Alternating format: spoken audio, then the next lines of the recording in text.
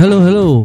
Oke, kita lanjutkan ya teman-teman. Kali ini kita akan membahas tentang siklus produksi atau konversi. Apabila di video sebelumnya kita sudah membahas tentang pendapatan atau pemasukan atau penerimaan kas gitu ya. Kemudian kita juga sudah membahas tentang pengeluaran atau penjualan dan lain sebagainya. Oke. Itu pun yang saya coba jelaskan dan contohkan itu adalah untuk pengeluaran yang karakteristiknya sesuai dengan perusahaannya, khususnya perusahaan yang bergerak di bidang barang dan jasa. Nah, kali ini apabila sebuah perusahaan itu yang bergerak di bidang produksi gitu ya, bagaimana? Nah, kali ini kita akan bahas siklus auditnya untuk khususnya yang bidang produksi. Oke, tidak panjang lebar, kita mulai diskusinya. Silakan masuk kelas.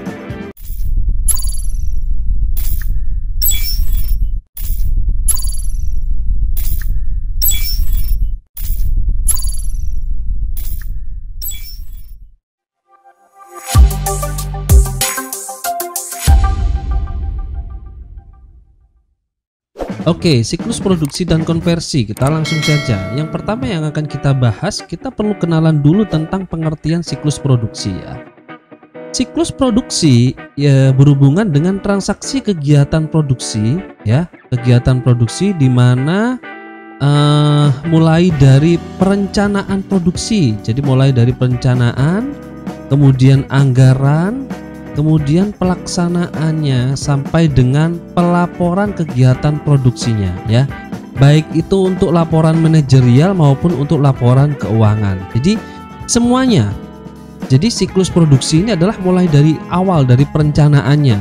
Jadi akan memproduksi apa, kemudian produksinya ini berdasarkan metodenya menggunakan apa, IBC atau GIT kalau kita ngomong akuntansi biaya ya, ada IBC Activity Based Costing, atau mungkin juga ada GIT gitu ya, Just in Time dan lain sebagainya. Mungkin ada metode-metode lain yang digunakan. Intinya sesuai dengan kegiatan yang dilakukan oleh perusahaan itu sendiri.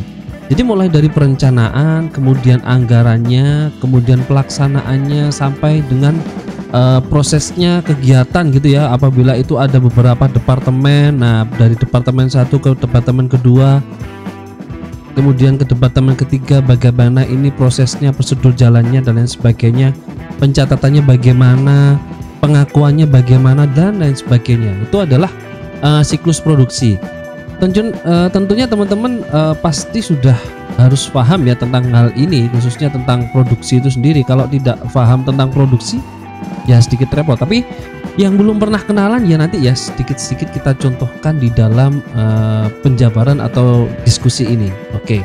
Nah, tujuannya untuk apa ya? Pasti ya secara umum semua siklus audit atau audit siklus yang sedang dilakukan itu adalah untuk menguji kewajaran sesuai dengan asersi manajemen yang digunakan khususnya di bidang untuk audit gitu ya.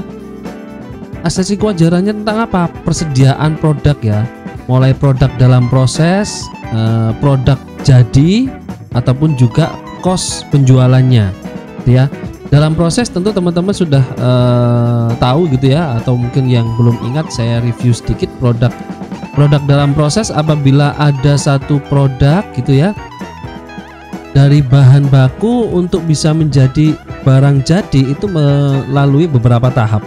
1, 2, 3. Nah, dari bahan baku diolah memasuki tahap ke-1, kedua. Nah, kemudian kedua ini belum sampai selesai gitu ya. Jam kerjanya habis, dilanjutkan besok lah. Berarti barang ini adalah masuk di dalam proses barang dalam proses. Sebutannya kira-kira seperti itu ya. Nah, apabila ini sudah selesai sampai tahap 3 selesai gitu ya. Ini kita tambahkan contoh satu lagi sampai 4 biar garisnya pas. Nah, apabila kita selesai dalam memproses bahan baku tadi ini melalui departemen yang ada dari 4 departemen, kemudian sudah selesai. Nah, ini akan jadi yang disebut dengan barang jadi atau produk jadi. Nah, tentunya setiap tahap dari bahan baku masing-masing departemen ini kan pasti ada biaya-biaya. Ini yang kita pelajari di akuntansi biaya ya, dalam akuntansi biaya. Nah, ini kita belajar di detail kan tentang bagaimana costingnya dan lain sebagainya lah berhubungan dengan costing produksi ya khususnya. Nah, ini juga harus dipahami oleh auditor, karena dengan auditornya paham tentang ini, tentu waktu ngaudit juga pengecekannya sesuai dengan ketentuan-ketentuan yang telah ditetapkan khususnya dalam hal costing atau cost accounting ya, akuntansi biayanya, kira-kira seperti itu. Kemudian juga menguji kewajaran asesi manajemen yang tadi sudah saya sampaikan, apa saja itu eksistensinya, kelengkapannya, hak dan kewajibannya, penilaian atau alokasinya, penyajian dan pengungkapannya. Nah, ini adalah tujuan dari audit produksi. Apabila dilihat dari siklusnya, data siklus produksi, nah ini kita bisa lihat ya dari persediaan bahan baku, kemudian biayanya berapa. Kemudian dari persediaan bahan baku ini nanti akan masuk dalam produk dalam proses ya, bahan baku dalam proses. Nah, di dalam produk dalam proses pengolahan bahan baku ini pasti ada biaya tenaga kerjanya gitu ya, baik tenaga kerja langsung maupun tidak langsung gitu ya, atau disebut dengan overhead pabrik gitu ya, atau biaya overhead. Biaya tenaga kerjanya termasuk bagian dari dalam proses pekerjanya kan, selain bahan baku itu sendiri kan ada tenaga kerjanya, ada biaya tenaga kerjanya. Kemudian ada biaya-biaya lain yang memang mempengaruhi dalam kegiatan proses produksi ini. Contohnya listrik, kemudian air, kemudian mesin dan lain sebagainya. Nah, ini termasuk dalam bagian dari overhead pabrik atau biaya produksi lain. Kemudian dari dalam proses ya otomatis kalau sudah selesai yang tadi saya jabarkan menjadi produk jadi. Nah, kalau produk jadi di sini kita bisa lihat HPP-nya berapa, harga pokok produksinya atau kos penjualannya berapa. Disinilah kita bisa menilai sebuah barang produk jadi itu harga pokoknya berapa. Dan dari harga pokok gitu ya, dari harga pokok umumnya kita pengen tentukan perusahaan dari harga pokok nanti ditambah dengan prosentase dari keuntungan. Nah, inilah ketemu nanti harga jualnya dari sebuah barang tersebut. Nah, kira-kira siklus ini secara minimalis yang harus difahami oleh auditor gitu ya. Nah, jurnalnya apa saja? Nah, ini jurnalnya secara umum ya. Kalau ada pemindahan dari bahan baku ke dalam proses, nah jurnalnya bagaimana gitu ya, penggunaan biaya tenaga kerja bagaimana jurnalnya dan lain sebagainya. Ini saya yakin sih teman-teman kalau mempelajari tentang auditing pastinya sudah sedikit banyak mengenal tentang yang khususnya akuntansi yang harus dipahami untuk menjadi dasar dalam pelaksanaan audit. Kira-kira seperti itu ya. Nah, kalau jurnal-jurnal seperti ini umum ini, kalau jurnal-jurnal seperti ini lah pasti teman-teman sudah tahu semua. Oke lah. Kompetensi yang dibutuhkan oleh auditor apa saja ya, jelas ya, untuk dapat melaksanakan tugas audit gitu ya, jelas harus menguasai cost accounting atau akuntansi biaya. Contohnya akuntansi penggunaan bahan baku dan bahan pembantu itu bagaimana pencatatannya, pengakuannya, perolehannya dan lain sebagainya. Kemudian selain bahan baku ada tenaga kerja langsung atau tenaga kerja tidak langsung.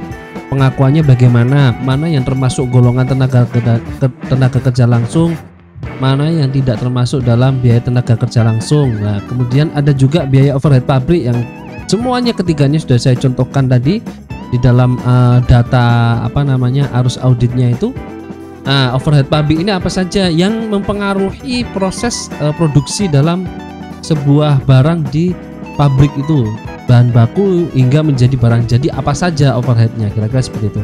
Dan yang tidak kalah pentingnya, akuntansi alokasi biaya produksi, bahan baku, tenaga kerja, biaya overhead, kepersediaan barang proses dan persediaan barang jadi. Nah, semuanya ketiganya ini mempengaruhi poin keempat, mau tidak mau harus memahami betul, karena bagaimana metode yang digunakan, metode pencatatannya yang ada di perusahaan, pengakuannya bagaimana, dan tentunya yang nanti kita juga akan bahas yaitu adalah sistem pengendalian internalnya bagaimana. Nah, intinya kalau di sini kita bahas kompetensi auditor yang harus dimiliki adalah keempatnya ini, khususnya di akuntansi biaya tidak boleh tidak punya, harus punya.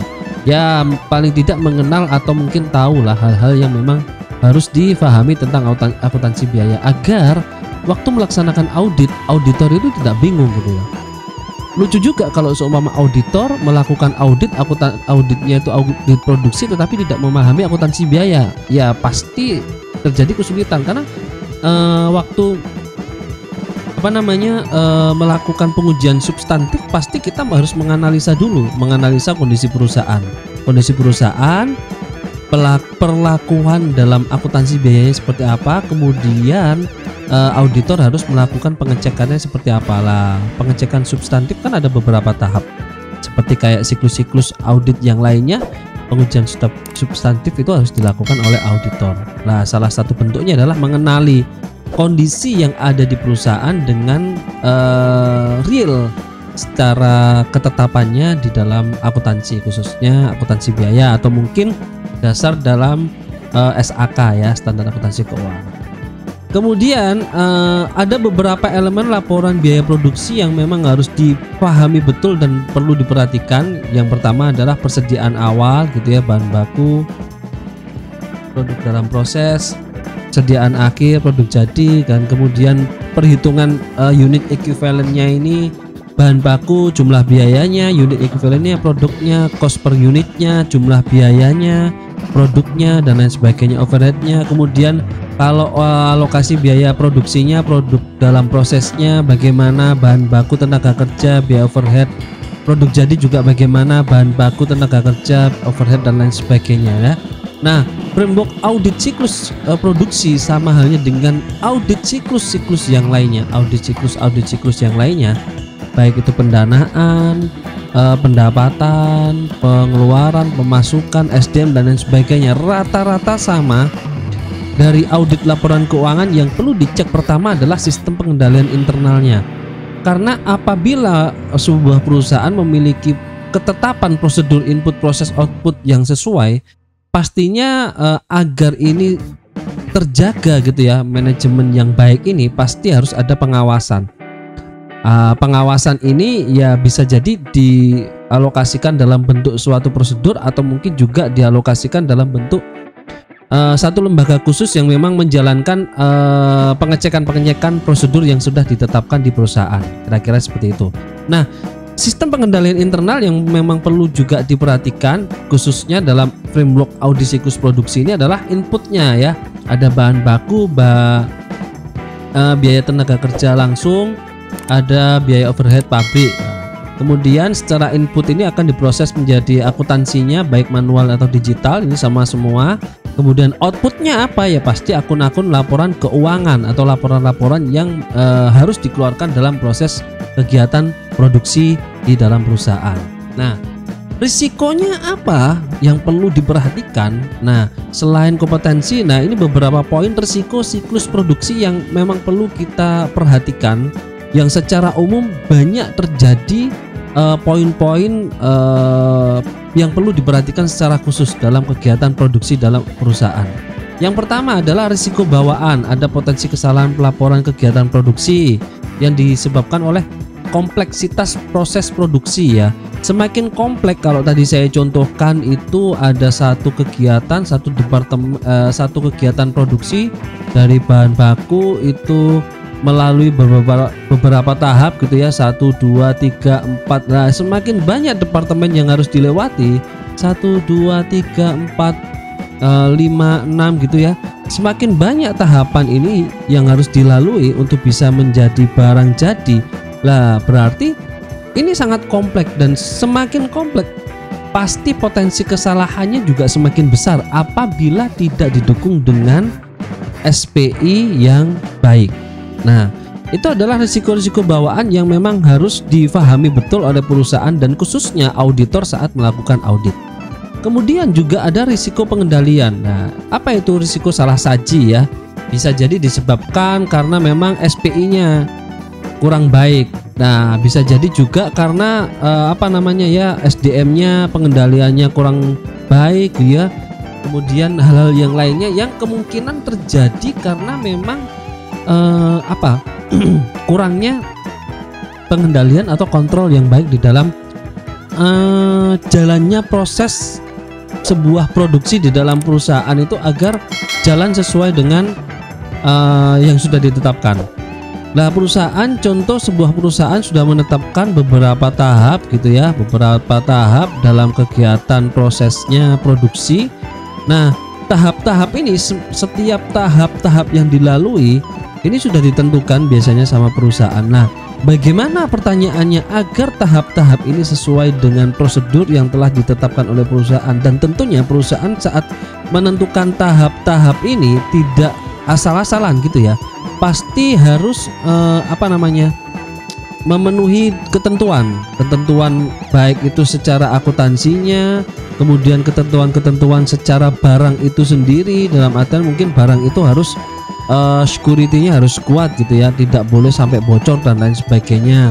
Kemudian ada pengawasan tentang tenaga kerjanya juga, bagaimana tenaga kerja yang digunakan itu sesuai dengan kompetensi produk yang sedang dilakukan oleh perusahaan itu sendiri. Nah, pengendalian ini memang bukan pengendalian yang termasuk dalam hal yang secara langsung dalam kegiatan produksi, tetapi mau tidak mau hal ini harus ada karena agar kegiatan produksi ini benar-benar ditunjang gitu ya. Kalau tidak dibenahi betul, kalau tidak ditata betul, ya pasti sebagus-bagusnya penataan prosedur yang sudah ditetapkan ini pasti tidak akan bisa sesuai atau tidak akan bisa baik bagi perusahaan, khususnya di siklus produksi dalam perusahaan. Nah, kemudian ada beberapa risiko rinci gitu ya. Secara rinci ada volume produksi yang tinggi membuat potensi salah saji, kompleksitas proses penentuan kos produksinya. Perusahaan memproduksi berbagai jenis produk lah, berbagai jenis produk. Jadi produknya tidak cuma satu, banyak. Contoh kayak Unilever gitu ya. Unilever itu ada sabun, ada sampo, ada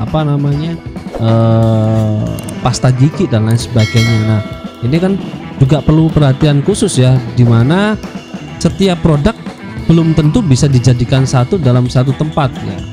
Walaupun itu pada dasarnya sama, tapi ya pasti ada perlakuan khusus yang harus dipisahkan. Ya, kira-kira seperti itulah. Jika yang keempat, jika produk jadi bahan baku disimpan dalam berbagai gudang. Nah, ini multi gudang untuk bahan baku. Oh, gudang bahan baku intinya untuk deterjen ada di gudang satu, tapi untuk bahan baku tambahannya tawasnya dan lain sebagainya ada di gudang 2. Bagaimana penyimpanannya dan bagaimana kalau mau produksi ngambilnya bagaimana? Nah, ini perlu penataan, pengendalian dalam hal setiap barang dalam pindah gudang gitu ya. Pindah gudang dari gudang gudang bahan baku ke gudang barang jadi, bagaimana perlakuannya lah, itu kan juga perlu perhatian khusus. Kira-kira seperti itu. Nah, semakin kompleks juga ini kan gudangnya dan lain sebagainya, ini belum masuk produksi. Kira-kira seperti itu. Kemudian bahan baku kemungkinan cepat rusak dan cepat usang gitu ya. Kemudian persediaan produk bahan jadi kemungkinan dijual dengan garansi, karena tidak ada jaminan bahwa produk yang telah dijual tidak dikembalikan oleh pembeli. Nah, hal-hal yang seperti ini juga perlu diperhatikan. Kalau menggunakan garansi bagaimana, kalau tidak menggunakan garansi bagaimana, dan lain sebagainya. Tentu disesuaikan dengan produknya yang dihasilkan oleh perusahaan itu sendiri. Oke, kemudian yang ketujuh, produk dibuat dalam jumlah terlampau banyak atau mungkin juga terlampau sedikit. Nah, ini juga beberapa hal yang juga perlu diperhatikan, resiko-resiko ini, karena tidak memenuhi pesanan gitu ya, atau mungkin juga terlalu sedikit gitu ya. Terlalu sedikit dalam artian itu karena tidak memenuhi pesanan, ya kemungkinan kekurangan bahan baku. Jadi tidak cuma dipikir produksinya saja, karena produksi itu adalah bagian. Nah, tetapi produksi itu tidak akan bisa jalan produksi ya, di dalam produksi tidak akan bisa jalan kalau tidak ada yang namanya bahan baku. Dan juga kalau produksi ini tidak akan bisa jalan kalau tidak ada tenaga kerja dan lain sebagainya. Nah, poin-poin ini sekali lagi saya tekankan, ini juga sangat penting bagi sebuah perusahaan yang khususnya bergerak di bidang manufaktur atau produksi bahan baku menjadi barang jadi, atau mengolah bahan baku menjadi barang jadi. Kemudian risiko yang lainnya, kontrol kualitasnya ya, QC-nya. Ini juga perlu perhatian, bagaimana sebuah produk itu hasilnya sesuai dengan standar yang kita tentukan. Nah, harus ada QC-nya. Kemudian cost produksinya tidak akurat, karena mungkin ada beberapa biaya-biaya ya, contohnya tenaga kerjanya ini tidak sesuai, kemudian ada biaya overheadnya ini yang mungkin masih kurang, tidak masuk dalam catatan. Lah ini repot juga kadang-kala. Nah, ini yang perlu juga diperhatikan oleh seorang auditor.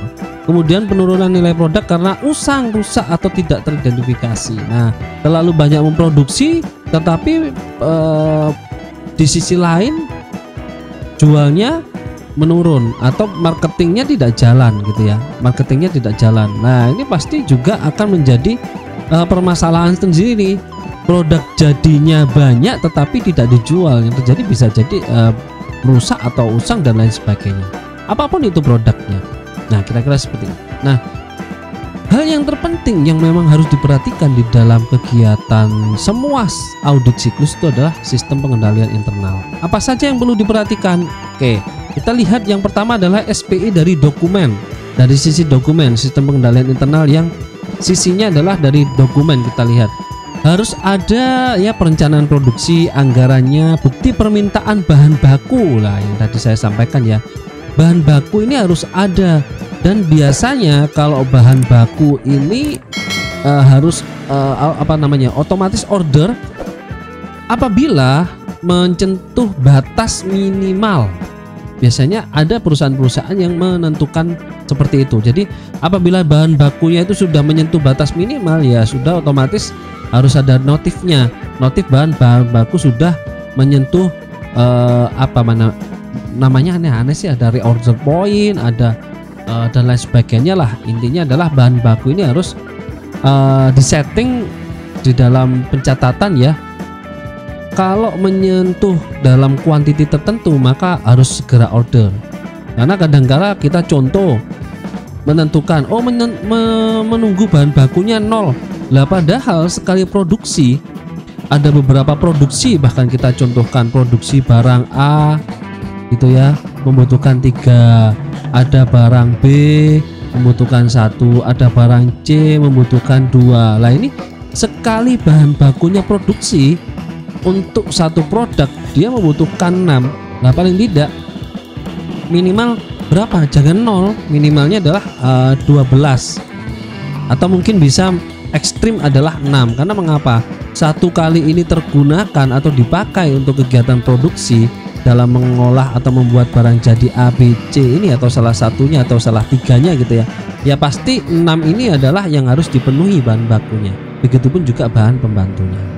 Oke, kira-kira itulah ya. Kemudian ada dokumen lagi, jam kerja, tingkat penyelesaian produk, gajinya gitu ya, baik tenaga kerja langsung maupun yang tidak langsung. Kemudian biaya-biaya produksi yang tidak langsung itu apa saja, BOP-nya, dan tentunya yang terakhir adalah penyerahan produk ya, atau move ticket. Kemudian dokumen yang lainnya, kalau ini dokumen-dokumen akuntansi yang memang berhubungan dengan transaksi produksinya gitu ya. Di lain sisi itu ada dokumen-dokumen lain yang berhubungan dengan pencatatan akhir atau pelaporan dalam kegiatan produksi. Ada biaya bahan baku pembantu, bentuknya dalam jurnal, buku pembantu, buku besar gitu ya. Ada biaya tenaga kerja, ada biaya overhead pabrik, ada persediaan produk dalam proses atau produk jadi, dan tentunya di akhir pelaporan dalam setiap kegiatan apapun itu kegiatan perusahaan yang berhubungan dengan akuntansi adalah laporan posisi keuangan, di mana laporan posisi keuangan itu ada bagian dari yaitu adalah laporan produksi yang memang membantu dalam hal menginformasi tentang laporan-laporan yang berhubungan dengan kegiatan produksi. Kemudian selain dokumen juga ada pisah fungsi organisasi, ada fungsi riset, pengembangan produk, ada perencanaan atau penjadwalan produksi, ada yang bagian penganggaran produksi, ada yang bagian pelaksanaan produksi, ada yang bagian akuntansi atau cost-nya atau cost accounting-nya yang khusus mencatatnya gitu ya, pengamanan dan penilaian persediaan dan lain sebagainya. Dan semua itu harus diperhatikan oleh auditor, karena bagaimanapun auditor juga harus mengantisipasi beberapa hal yang memang berhubungan dengan dokumen-dokumen yang harus ada dan fungsi tugas atau fungsi-fungsi yang ada di dalam struktur organisasi di perusahaan tersebut. Nah, Tentunya semua itu dilihat. Kalau SPI-nya bagus pasti materialitasnya juga akan bagus, tetapi kalau SPI-nya jelek ya materialitasnya juga jelek, dan tentunya didukung dengan bukti-buktinya gitu ya, bukti audit. Nah, ini semua siklus sudah saya sampaikan di video-video sebelumnya gitu ya. Ada hal yang perlu juga diperhatikan.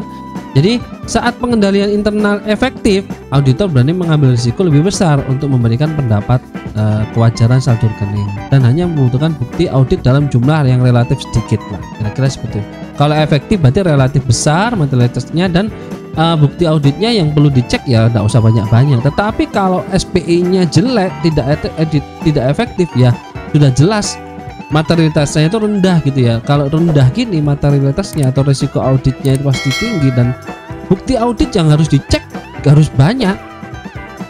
Nah, bagaimana mau tidak efektif, harus dicek. Nah, kira-kira seperti itu. Nah, berikut adalah hal-hal yang bisa kita lakukan dalam pelaksanaan pengujian substantif, khususnya di persediaan ya, karena ini berhubungan dengan produksi. Bahan baku produksi dalam proses produk jadi ya. Yang pertama ya pasti pendahuluan ya, mencocokkan saldo dan lain sebagainya gitu ya. Kemudian analitis, mengetahui, mencari tahu potensi salah sajinya bagaimana, review tren persediaan industrinya gitu ya, dianalisa. Makanya ini kan pengenalan mengenali prosedur atau hal-hal yang dilakukan oleh perusahaan yang berhubungan dengan produksi, mulai dari pendahuluan, analitis gitu ya. Di analitis ini rasio perputaran persediaan, review hubungan persediaan, pembelian, produksi dan penjualan. Nah, ini kan sudah kita bahas semua ya. Kali ini kita ngomong di produksinya. Ini kan saling berkesinambungan. Kita contohkan, ilustrasikan simpel dulu ya, simpel contoh aja. Persediaan ada atau tidak? Oke, kalau persediaannya kurang silakan beli. Kenapa kok beli? Karena mau memproduksi. Kalau yang tadi saya contohkan, ada tiga produk yang akan kita produksi, butuh bahan baku 3, 1, 2. Lah bagaimana persediaannya? Tersedia atau tidak? Oh tidak, karena persediaannya tinggal 4. Nah, mau tidak mau harus otomatis segera dilakukan pembelian. Dan apabila produksi selesai, otomatis akan menjadi barang jadi, di mana barang jadi ini sudah ada HPP-nya gitu ya. Ada HPP-nya, dan tentunya HPP ini sudah ditambah persentase sehingga menjadi yang namanya adalah harga jual gitu ya, dan membandingkan analisis dengan angka-angka prediksi yang diharapkan. Nah, ini pengujian transaksinya dicek gitu ya, bagaimana secara vouching, secara tracing gitu ya. Kalau vouching tracing itu sudah saya jabarkan di video sebelumnya juga, bagaimana itu tracing, bagaimana itu vouching gitu ya. Vouching itu adalah pengecekan debit rekening persediaan. Jadi dicek dari faktur pembelian dan dokumen pendukungnya, laporan produksi itu dicek semua, dicek secara bertahap gitu ya. Dan kemudian juga ada tracing gitu ya, laporan-laporannya dicek mulai dari fakturnya ini, mulai dari faktur dicek ke depan hingga laporan. Kalau vouching itu ke belakang. Nah, kira-kira seperti itu. Dan menguji juga ketepatan pisah batasnya. Kalau tadi yang saya sampaikan, yang saya contohkan itu adalah contohnya fungsi dari organisasi itu sendiri. Jangan sampai terpisah gitu ya. Jangan sampai tidak terpisah. Pembelian dan retur pembelian itu orang yang sama. Nah, ini rawan terjadi kecurangan, baik itu kecurangan secara disengaja maupun tidak disengaja, atau mungkin juga salah catat dan lain sebagainya. Dan ini kalau kecurangan sangat gampang sekali. Beli tidak sesuai, padahal barangnya sesuai, dianggap tidak sesuai di retur, tapi di returnya tidak dikirim kembali, tapi dibawa pulang. Tetapi waktu ngirim kembali, box yang barang dikirim itu adalah barang kosong dan pecah. Nah, ini kadangkala hal-hal yang terjadi, fraud atau mungkin kesalahan-kesalahan yang disengaja maupun tidak disengaja, kira-kira seperti itu.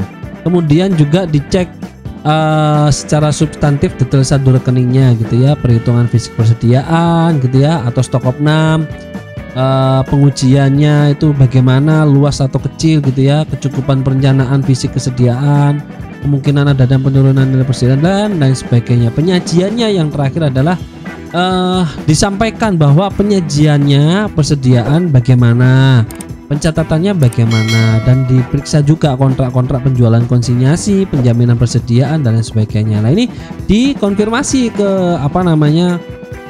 ke supplier apakah memang utangnya sesuai atau tidak dan lain sebagainya, dikonfirmasi juga di bagian-bagian produksi. Oke, nah ini salah satu contoh kertas kerja yang berhubungan dengan produksi ya, dimana di sini dijelaskan bahwa persediaan produk jadinya ya per 31 tahun 2006 segini gitu ya, kemudian costnya, kemudian cost penjualannya, returnya segini lah, cost penjualannya adalah setelah retur seperti inilah. Apakah sesuai atau tidak? Nah, ini salah satu bentuknya. Dibuat oleh siapa gitu ya, direview oleh siapa. Nah, ini kan pembuatnya siapa, mereviewnya siapa, nilainya dari mana, daftarnya dari mana, dan ini ada indeksnya, ada PSD, ada kodenya lah, dimana di laporan-laporan sebelumnya ini ada dasarnya, ini mungkin menjadi penunjangnya. Oke, kira-kira itu yang perlu saya sampaikan dan bisa saya sampaikan tentang audit siklus produksi, khususnya berhubungan dengan persediaan, baik itu persediaan bahan baku, bahan dalam proses, dan barang jadi. Kira-kira seperti itu yang bisa saya sampaikan. Sampai ketemu lagi di video-video berikutnya yang membahas tentang siklus audit siklus ya, audit siklus yang lainnya. Apabila ada yang ingin tanyakan silahkan disampaikan di komentar. Semoga bermanfaat, semoga membantu teman-teman yang sedang belajar tentang hal-hal yang berhubungan dengan auditing. Saya akhiri, terima kasih, semoga bermanfaat.